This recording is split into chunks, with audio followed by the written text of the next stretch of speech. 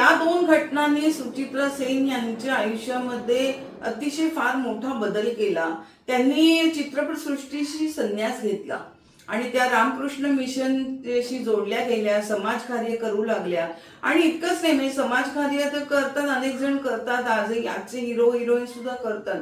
मात्र समाजकार्य करताना त्यांनी सार्वजनिक ठिकाणी स्वतःला जाण्यामध्ये एक बंधन घातलं। त्यांच्या घरामध्ये जी एक रूम होती, त्यांची बेडरूम, त्या बेडरूमच्या बाहेर त्या गेल्याच नाही। 36 वर्ष त्या एकाच त्या रूम मध्ये राहत होत्या बघा, चित्रपटसृष्टी सोडल्यानंतर। आणि त्यांना घरातली म्हणजे त्यांची मुलगी किंवा बाकीचे कोणी नातेवाईक आहेत हे त्यांच्या परमिशन शिवाय त्यांना भेटू शकत नसत। जरी घरात राहत असतील किंवा घरामध्ये आले तरी सुद्धा ते जे त्यांची जी ती रूम होती त्याच्यामध्ये ती सुद्धा अत्यंत साधी त्यांनी ठेवली होती, की एक बेड होता, एक छोटंसं टेबल होतं आणि एक कपाट होतं त्यांचे कपडे ठेवण्यासाठी। त्याच्यापेक्षा काही नाही, म्हणजे एका स्टारचं जी बेडरूम असते तसं तिथे काही नव्हतं। आणि त्यांनी पूर्णपणे सार्वजनिक रित्या स्वतःला या समाजातून बाद करून घेतलं।